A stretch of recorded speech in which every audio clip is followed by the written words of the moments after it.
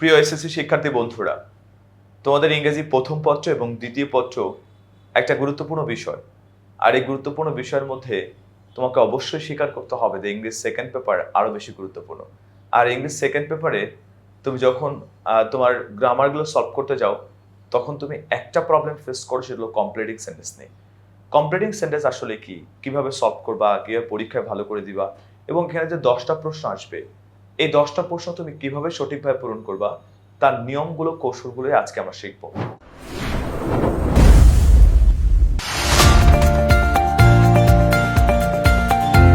আজকে আমাদের টপিকের নাম কি দেখো, আজকে আমাদের টপিকের নাম হলো কমপ্লিটিং সেন্টেন্স। প্রথমে আগে বুঝতে হবে তোমাকে কমপ্লিটিং সেন্টেন্সটার নামের সার্থকতা। দেখো প্রথমে দেখো, দেখতে পাচ্ছ কমপ্লিটিং সেন্টেন্স। সেন্টেন্স মানে কি তোমরা সবাই, আমি জানি তুমি জানো, কমপ্লিটিং সেন্টেন্স, সেন্টেন্স মানে হলো বাক্য। আর কমপ্লিট মানে কি সম্পূর্ণ করে। তার মানে এটা দাঁড়ায় যে একটা বাক্যকে অসম্পূর্ণ অবস্থা থাকবে, মানে অর্ধেক থাকবে, তোমাকে বাকি অর্ধেক কমপ্লিট করতে হবে। আবারও বলছি, কমপ্লিটিং সেন্টেন্স বলতে বোঝায় যে অর্ধেক পরীক্ষায় দেয়া থাকবে, তোমাকে বাকি অর্ধেক পরিপূর্ণ করতে হবে। এবং এই বাকি অর্ধেক পরিপূর্ণ করার জন্য তুমি কি আন্দাজে পরিপূর্ণ করলেই হবে মনে করছো? কখনোই না, কোনোদিন হবে না। তোমাকে এই বাকি অর্ধেক পরিপূর্ণ করার জন্য তোমার কিছু নিয়ম, কিছু কৌশল, কিছু রুলস রেগুলেশন তোমাকে মানতে হবে। এগুলো মানলেই তুমি সঠিকভাবে, কারেক্টলি পরীক্ষায় ভালোভাবে দিয়ে আসতে পারবে। দেখো আমরা প্রথমে শিখি কমপ্লিটিং সেন্টেন্স। দেখো যে অর্থ হলো যে অসম্পূর্ণ বাক্যকে তোমাকে সম্পূর্ণ করতে। কমপ্লিটিং সেন্টেন্সের অর্থ হলো অসম্পূর্ণ বাক্যকে সম্পূর্ণ করতে হবে। এরপরে কমপ্লিটিং সেন্টেন্সে একটা অংশ দেয়া থাকবে, তোমাকে প্রথমে বা শেষে কিছু চিহ্নিত লিঙ্কিং ওয়ার্ডস থাকবে, এবং প্রদত্ত বাক্য অংশের সঙ্গে অবশ্যই তোমাকে বাকি অংশ মিল করে তারপর লিখতে হবে। তাহলে চলো, যেহেতু আমাদের কিছু নিয়ম শিখতেই হবে, কিছু নিয়ম জানতেই হবে, তাহলে আমরা চলো একদম শুরু থেকেই ধরে ধরে ধরে ধরে ধরে ধরে খুঁটে খুঁটে খুঁটে খুঁটে আমরা কি করি, প্রত্যেকটা রুলস ভালো করে জেনে। প্রথমে দেখো আমরা দেখতে পাবো, প্রথমেই আমরা কি পাই। প্রথমে রুল নাম্বার 1-এ আমরা দেখতে পাচ্ছি যে 2.2 এটা পরীক্ষায় প্রায় দেখা যায়, প্রায় পরীক্ষায় কিন্তু এটা আসে। এখন এটা যদি আসে তাহলে তুমি পারবা কিভাবে, এটা আমাদের জানা দরকার না বলতো? প্রথমে মনে রাখবা টু অর্থ কি, টু অর্থ হলো এতই, টু অর্থ হলো যে। তাহলে যখনই পরীক্ষায় তুমি এরকম ভাবে 2.2 দেখতে পারবা, তখনই বাংলাটা বুঝে নিবা এতই, তারপরে যে। এটা অর্থ হলো এতই, এটা হলো তো যে। তো তারপর তুমি লাস্টে এটা একটা নেগেটিভ অর্থ দাঁড় করে, পারে না। তাহলে আমরা এভাবে মনে রাখবো 2.2 বাংলা হলো এতই যে পারে না। এখন তুমি পরীক্ষায় মনে রাখবা যে কতটুকু দেয়া থাকবে আর কতটুকু তোমাকে লিখতে হবে, এটা জানা খুব দরকার। দেখো আমি তোমাকে দেখাই, ধরো সাবজেক্ট দেয়া থাকবে, ভার্ব দেয়া থাকবে, এই পর্যন্ত তোমার পরীক্ষা দেয়া থাকবে। তোমাকে এই 2 এর পরে, 2টা দেখতে পাচ্ছ না সবাই, এই 2 এর পরে একটা অর্থের সঙ্গে মিল রেখে তোমাকে একটা ভার্বের প্রেজেন্ট ফর্ম ব্যবহার করতে হবে। মানে তোমাকে এই 2 এর পরে একটা ভার্ব 1 ব্যবহার করতে হবে। এই ভার্ব 1 অবশ্যই মনে রাখবা। আমরা সবাই জানি কিন্তু যে 2 প্লাস কি হয়, ভার্ব 1, 2 প্লাস ভার্ব 1। তো পরীক্ষায় যেহেতু 2 পর্যন্ত দেয়া থাকবে, তোমাকে এরপরে একটা ভার্ব 1 ব্যবহার করলেই তোমার উত্তরটা হয়ে যাবে। অবশ্য ভার্ব 1 লেখার সময় তোমাকে মনে রাখতে হবে বাক্যের সঙ্গে তো মিল রাখতে হবে। বাক্যের সঙ্গে মিল রেখে তারপর তোমাকে একটা ভার্ব 1 যোগ করতে হবে। আশা করি বিষয়টা সবাই বুঝতে পারছো। চলো আমরা কিছু উদাহরণ দেখে নিই। যেমন দেখো, তুমি দেখতে পাচ্ছ,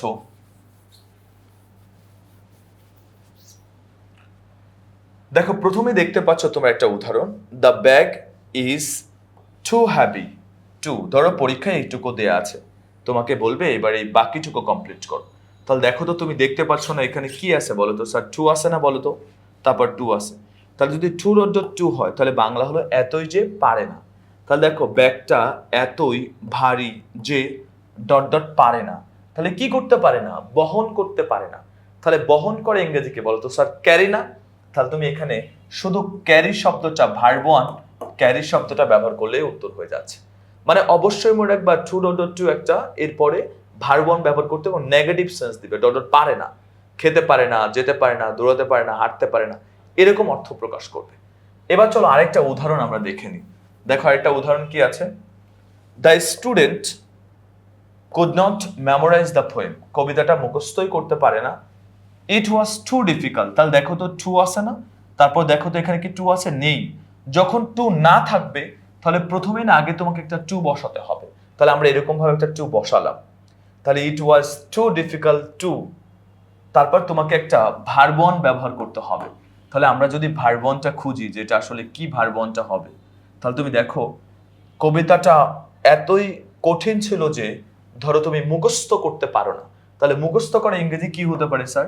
তাহলে তুমি এখানে যদি মেমোরাইজ শব্দটা লেখো তাই কিন্তু হয়ে যাবে। অথবা লিখতে পারো টু রাইট, লিখতে পারি না, অথবা লিখতে পারো টু সলভ ইট, অথবা টু মেমোরাইজ ইট। এইভাবে তুমি বাক্যগুলো তৈরি করতে পারো। আশা করি সবাই বুঝতে পারছো। চলো আরেকটা উদাহরণ তোমাকে দেখাই। যে সাবজেক্টের পরে ভার্ব তো থাকবে, টু থাকবে, অ্যাডজেক্টিভ থাকবে, কিন্তু তুমি যদি ফর দেখতে পাও, যদি কখনো ফর দেখতে পাও, ফরের পরে কিন্তু আমাকে এই টুটা ব্যবহার করা যাবে না। ফরের পরে আমাকে কি ব্যবহার করতে হবে? তাহলে ফরের পরে একটা অবজেক্ট, যেমন me, us, you, him, her, them, যে কোনো একজনের নাম, এগুলো বসানোর পরে আবারও বলছে যখনই তোমার এরকম ফর শব্দটা দেখতে পাবা, যে এখানে ফর আছে, যখন তুমি দেখবা যে এভাবে ফর দেখতে পাচ্ছ, ফরের পরে তোমাকে এরকম অবজেক্ট ব্যবহার করতে হবে। তারপরে গিয়ে তোমাকে একটা কি বসতে হবে? টু, তারপরে একটা ভার্ব ওয়ান ব্যবহার করতে হবে। টু এর পরে ভার্ব ওয়ান বসবে। তাহলে আমরা এইভাবে অবশ্যই মনে রাখবো, ছোট টু থাকলে পর তো আমরা ভার্ব ওয়ান লিখবো। কিন্তু মাঝখানে যদি কখনো ফর দিয়ে তারপরে শূন্যস্থান দেয়, তারপরে যদি শূন্যস্থান শুরু হয়, তাহলে ফরের পরে একটা অবজেক্ট তোমাকে ব্যবহার করতে হবে। ফরের পরে মি বসবে, হিম বসবে, হার বসবে, দেম বসবে, যে কোনো একজন নাম বসাবা, তারপরে তোমাকে টু, তারপর একটা ভার্ব ওয়ান বসতে হবে। আশা করি সবাই বুঝতে পারছো। চলো একটা উদাহরণ দেখে নিই। যেমন তুমি দেখতে পাচ্ছ, the book is too difficult. দেখো ডিফিকাল্টের পর এবার ফর আছে, দেখতে পাচ্ছ ফর। তাহলে যদি এবার ফরটা দেখতে পাও, যদি দেখো এখানে একটা ফর আছে, ফরের পর দেখো আমি একটা অবজেক্ট মি নিয়ে আসছি, তারপর টু রিড লিখছি। তাহলে বলছে বইটা এতই কঠিন যে আমার জন্য টু রিড, পড়তে পারে না, এরকম অর্থ প্রকাশ করবে। তারপর দেখো আরেকটা, তাহলে বলছে কি the problem was too hard for, বলছে প্রবলেমটা এতই কঠিন যে, ধরো তুমি এখানে বলছো ফর মি, আমার জন্য, টু সলভ, সমাধান করতে পারি না, তাহলে তুমি যদি টু সলভ লেখো তাহলে কিন্তু উত্তর হয়ে যাচ্ছে। আশা করি বিষয়টা বুঝতে পারছো।